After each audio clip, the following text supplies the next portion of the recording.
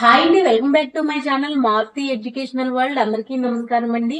ఈ రోజు నేను ఇంగ్లీష్ లోని పార్ట్స్ ఆఫ్ స్పీచ్ అంటే ఏంటో చెప్తున్నాను. పార్ట్స్ ఆఫ్ స్పీచ్ అంటే ఏంటి, అందులో ఎన్ని భాగాలు ఉంటాయి అన్న దాని గురించి చెప్తున్నాను. అయితే పార్ట్స్ ఆఫ్ స్పీచ్ అంటే ఏంటి అని అంటే, తెలుగులోని పార్ట్స్ ఆఫ్ స్పీచ్ ని భాషా భాగాలు అని అంటారు.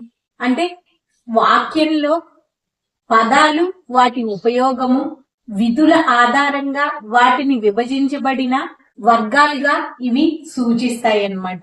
ఇవి ఎందుకు ఉపయోగపడతాయి అంటే, మన భాషని బాగా అర్థం చేసుకోవడానికి, వ్యాకరణాన్ని సరిగ్గా ఉపయోగించడానికి ఉపయోగపడుతుంది అనమాట. ఇవి ఉంటేనే మనం ఇంగ్లీష్ అన్నది మాట్లాడగలము. అయితే పార్ట్స్ ఆఫ్ స్పీచ్ లోని ఎన్ని భాగాలు ఉంటాయన్నాను? 8. Number 1 noun. నౌన్ అంటే ఏంటి? నామవాచకం. నెంబర్ 2 ప్రనౌన్, సర్వనామం. నెంబర్ 3 యాడ్జెక్టివ్, విశేషణం. నెంబర్ 4 వెర్బ్, క్రియ. నెంబర్ 5 యాడ్వర్బ్, క్రియా విశేషణం. నెంబర్ 6 ప్రిపోజిషన్ అంటే విభక్తి ప్రత్యయం అన్నమాట. అంటే పూర్వస్థితి అని కూడా వస్తుంది. కంజక్షన్ సంయోగము లేదా సముచ్చయము అవుతుంది. ఇంటర్జెక్షన్ అంటే ఆశ్చర్యార్థకం అవుతుంది అనమాట. వీటన్నిటిని ఉపయోగించగలిగితేనే, వీటి గురించి తెలిస్తేనే మనం ఇంగ్లీష్ అన్నది మాట్లాడగలుగుతాం. వ్యాకరణము అంటే ఏంటి? గ్రామర్. చూడండి, నామవాచకము అంటే ఏంటి, నౌన్ అంటే ఏంటి, నామవాచకం అంటే ఏంటి అని అంటే పేర్లు తెలిపేది. ఉదాహరణ మారుతి, రాము, శ్రీను, ఇలా పేర్లు ఏవైనా తెలిపేవి, పేర్లు ఉన్నవన్నీ నామవాచకాలే అవుతాయి, అంటే నౌన్. మరి ప్రణౌన్ అంటే ఏంటి అంటే సర్వనామం. అదే తెలుగులో అంటే సర్వనామము అంటే ఏంటి? ఆమె, అతడు. అంటే ఏంటి? దీనికి బదులుగా ఇది వాడతాం. అంటే దీనికి అంటే నామవాచకానికి బదులుగా సర్వనామాన్ని వాడతాం. నామవాచకానికి బదులుగా వాడేదాన్నే సర్వనామము అని అంటారు. అంటే నౌన్ కి బదులుగా వాడేది ప్రణౌన్. అంటే ఇప్పుడు పేరు పెట్టి పిలిచాము, శ్రీను అన్నాం. అదే సర్వనామంలో అయితే ఏమంటాం? అతను లేదా లేడీ అయితే ఆమె అంటాం. తర్వాత యాడ్జెక్టివ్ అంటే విశేషణం. విశేషణం అంటే ఏంటి అంటే నామవాచకం యొక్క గుణాన్ని తెలిపేదే విశేషణం అవుతుంది. యాడ్జెక్టివ్ ఏంటి? నామవాచకం యొక్క గుణాన్ని తెలుపుతుంది. అంటే ఇప్పుడు నామవాచకం యొక్క గుణాన్ని తెలపడం అంటే ఏంటి?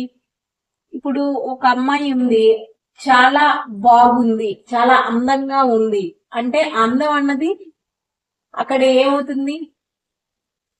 విశేషణం అవుతుంది అనమాట. లేదా అబ్బా బిల్డింగ్ చాలా పెద్దగా ఉంది అన్న, ఇక్కడ పెద్దది అన్నది ఏంటి? విశేషణం అవుతుంది అనమాట.